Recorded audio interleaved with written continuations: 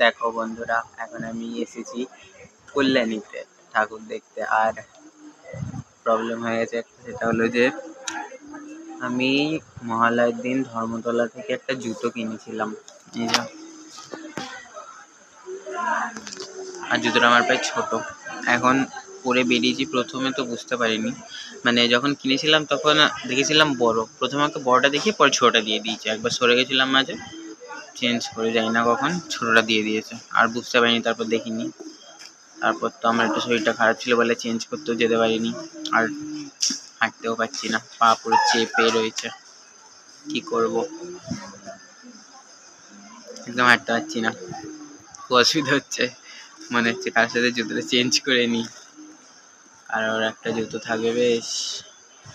আমার জুতোটা ফেলে রেখেছে, তার জুতোটা পরে বেরিয়ে আসবো, কি করা যায়।